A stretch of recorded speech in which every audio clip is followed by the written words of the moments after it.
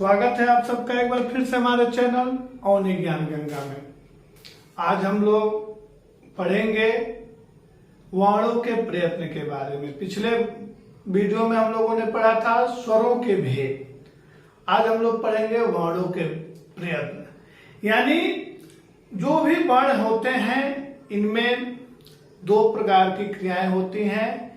एक होता है उच्चारण से पहले का और दूसरा होता है उच्चारण क्रिया के बाद का।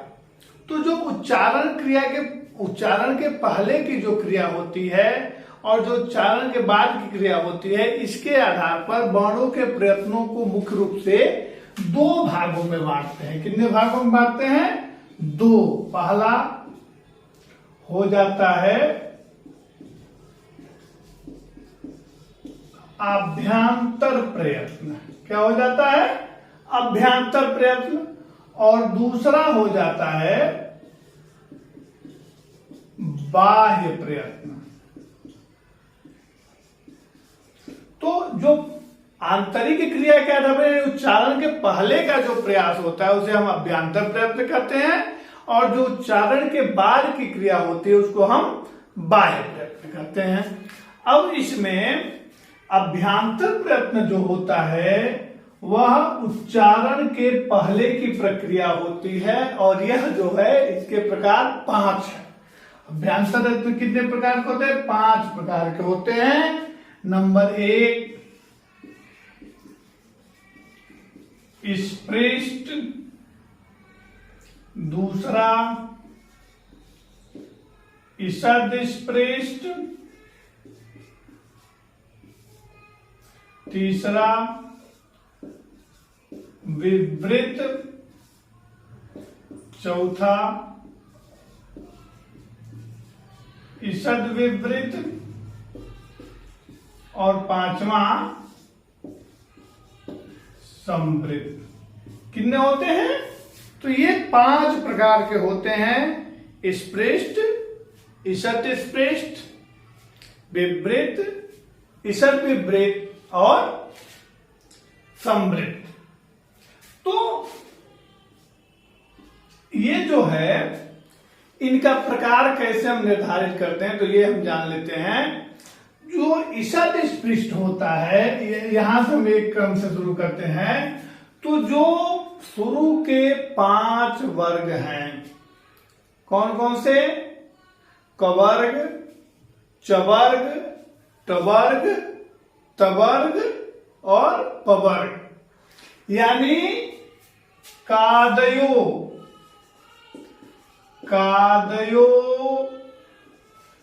मावसानाम स्पृष्ट। यानी क से लेकर और म तक इन वर्णों को स्पृष्ट कहते हैं। क्यों कहते हैं? क्योंकि इनके उच्चारण में कहीं न कहीं हमारी जिह्वा मुंह के किसी न किसी भाग को स्पर्श करती है, इसलिए इसको क्या कहते हैं? स्पृष्ट। इसके बाद है ईषद स्पृष्ट। तो ईषद स्पृष्ट जो है वह हो जाता है आपका, क्या हो जाता है? तो ये हो जाता है यण प्रत्याहार। यण प्रत्याहार यानी य, व, र और ल। य, व, र, ल का क्या हो जाता है? ईषद स्पृष्ट हो जाता है। और जितने स्वर होते हैं सभी स्वर का क्या हो जाता है? विवृत हो जाता है। क्योंकि सभी स्वरों के उच्चारण में कहीं न कहीं जीव मुंह का कुछ हिस्सा खुला रहता है, इसलिए इसको विवृत कहते हैं। और जो ईषद विवृत है यह हो जाता है सल। सल यानी सौ, और ह। ये 4 हो जाते हैं ईषद विवृत। और बहुत ही रेयर केस में एकमात्र वर्ण जो अ है यही होता है संवृत। यही क्या होता है? संवृत होता है। सिर्फ और सिर्फ एकमात्र स्वर अ जो होता है वह समृद्ध होती। इसके बाद अगर हम बात करें जो वर्णों के बाह्य प्रयत्न यानी कि, तो ये प्रयत्न उच्चारण के बाद के प्रयत्न हैं। ये प्रयत्न कब के हैं? तो उच्चारण के बाद के प्रयत्न हैं, इसलिए इनको बाह्य प्रयत्न कहा जाता है। और बाह्य प्रयत्नों की संख्या है 11। बाह्य प्रयत्न कितने हैं? 11 प्रयत्न होते हैं। तो आइए जान लेते हैं इसमें 11 कौन कौन से होते हैं। तो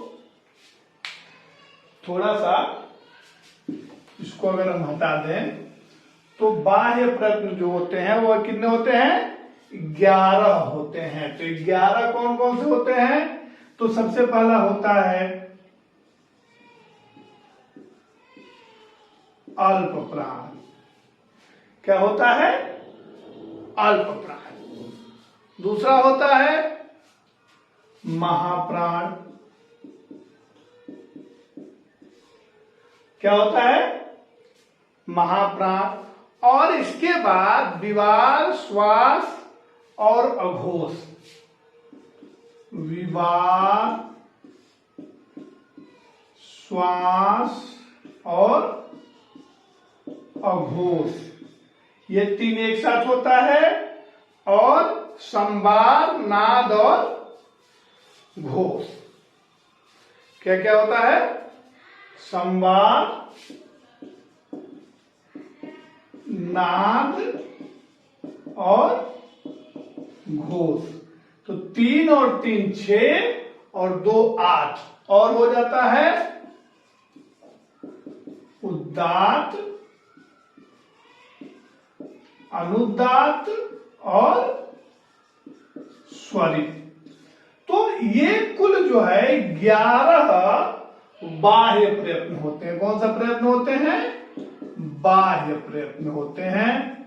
अब ये 11 बाह्य प्रयत्न में होता क्या क्या है, तो अब आप इसको जान लें कि हर वर्ग का जो प्रथम, तृतीय और पंचम वर्ण होता है।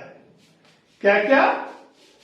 प्रथम, तृतीय और पंचम वर्ण, और साथ में यण प्रत्याहार यानी य व र ल। तो वो हो जाता है अल्प प्राण। प्रथम वर्ण यानी क, ग, अंग, च, ज, य, ट, ड, अड़, त, द, न, प, ब, म और य, व, र और ल। ये हो जाता है अल्प प्राण। इनको अल्प प्राण क्यों कहते हैं? क्योंकि इनके उच्चारण में वायु मुख से कम निकलती है।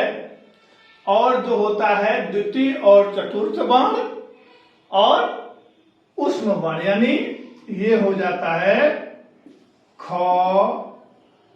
घ, छ, झ, ठ, ढ, थ, ध, फ, भ और स, स और ह। ये हो जाता है महाप्राण। क्योंकि इनके उच्चारण में कहीं न कहीं मुख के अंदर वायु रुक जाती है और रुकने के चलते वायु क्या हो जाती है? गर्म हो जाती है और मुख उससे गर्म होता है। इसके बाद आता है विवार, श्वास और अघोष। क्या क्या आता है? विवार, श्वास और अघोष। तो जो विवार, श्वास और अघोष है वह होता है खर प्रत्याहार। क्या क्या होता है? खर प्रत्याहार। विवार, श्वास और अघोष क्या क्या होता है? खर प्रत्याहार होता है। खर प्रत्याहार यानी वर्ग का पहला अक्षर, दूसरा अक्षर और सौ सौ सौ। क्या क्या होता है? वर्ग का पहला अक्षर, दूसरा अक्षर और सौ सौ सौ। तो इसमें क्या क्या हो जाएगा? तो आपका खर प्रत्याहार में ख, फ, छ, ठ, थ, च, ट, त, क, प और स और स। ये हो जाएगा विवार, संवार और अघोष। खरा विवारा संवारा अघोषा, खरा विवारा श्वासा अघोषा, ये हो जाता है विवार, श्वास और अघोष। और इसके बाद आ जाता है हस। क्या आ जाता है? हस। तो हस में कौन कौन सा आ जाएगा? तो ह, य, व, र, ल, ये हो गया। और 3, 4, 5 यानी या, अंग, अड़, न, म, झ, भ, घ, ढ, ध, ज, ब, ग, ड, द। ये हो जाता है हसा, संवार, नाद और घोष। ये वायु प्रयत्न हो जाता है। और जितने स्वर होते हैं सभी स्वरों का उच्चारण स्थान क्या होता है? उदात्त और अनुदात्त और स्वरित। ये क्या होते हैं? तो स्वर होते हैं। ये क्या होते हैं? तो स्वर होते हैं जिनका उच्चारण स्थान उदात्त, अनुदात्त और स्वरित होता है। एक बार इसको हम पूरा चार्ट बना दे रहे हैं, चार्ट के माध्यम से आप इसको अच्छे से समझ लीजिए। जैसा कि हम बता रहे थे ये चार्ट बन गया है और इस चार्ट के हिसाब से आप वर्णों के प्रयत्न को अच्छे से समझ सकते हैं कि कौन किस में आता है। तो दोस्तों इस वीडियो में इतना ही। उम्मीद है वीडियो आपको अच्छी लगी होगी और अगर अच्छी लगे तो लाइक करें, कमेंट करें, शेयर करें। और अब तक अगर आपने हमारे चैनल को सब्सक्राइब नहीं किया है तो बेल आइकन दबा के सब्सक्राइब जरूर करें। आपको हर रोज एक नए वीडियो के साथ हम उपस्थित होंगे और नई जानकारी देंगे। तब तक के लिए धन्यवाद।